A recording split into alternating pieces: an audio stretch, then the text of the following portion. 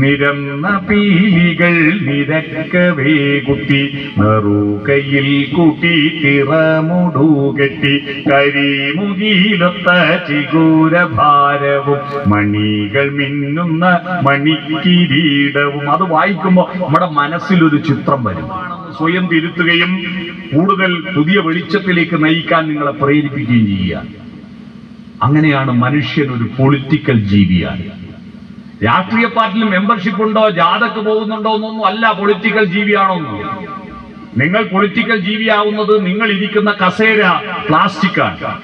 ആ പ്ലാസ്റ്റിക് കണ്ടുപിടിച്ച നിങ്ങളല്ല, ഏതോ രാജ്യത്തുനിന്ന് ആളുകൾ കണ്ടുപിടിച്ച പ്ലാസ്റ്റിക് എത്രയെത്ര ആളുകളുടെ കയ്യിലൂടെ കമ്പനികളിലൂടെ കൊണ്ടുവന്നിട്ട് കാച്ച വാടകപ്പീടി കൊണ്ടുവന്നിട്ടാണ് കൊണ്ടുവന്നത്.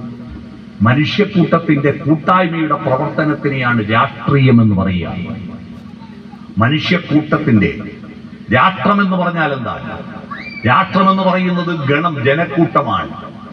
ജനക്കൂട്ടം ദാ ജനഗണമന അധിനായക ജയഹേ എന്ന് നമ്മുടെ ദേശീയ ഗാനത്തിൽ പറയുന്നു. ജനഗണം, ജനക്കൂട്ടം, ജനക്കൂട്ടം. പക്ഷേ ആ ജനക്കൂട്ടത്തിന് ഒത്തുചേരണമെങ്കിൽ ഒരു വ്യാകരണം വേണം. അതാണ് നിയമസംഹിത.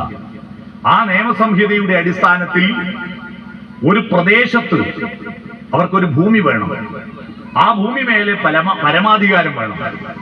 അങ്ങനെ ഒരു പ്രദേശത്ത് ഒരു ഭൂമിയുടെ മേലെ പരമാധികാരത്തോടുകൂടി മനുഷ്യരും ഒത്തുചേർന്ന് വികസിക്കുന്ന ഇടത്തെയാണ് രാഷ്ട്രമെന്ന് പറയുക. നമ്മൾ എങ്ങനെയാ മനുഷ്യരായത്? ആ മനുഷ്യനായതിന്റെ കഥയെന്തെന്നറിയണം നിങ്ങൾ.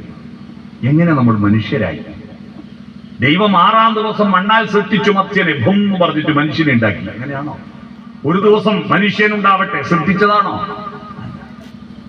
കാരണം മനുഷ്യൻ എന്ന വാക്ക് ഉണ്ടാക്കിയത് മനുഷ്യനല്ലേ.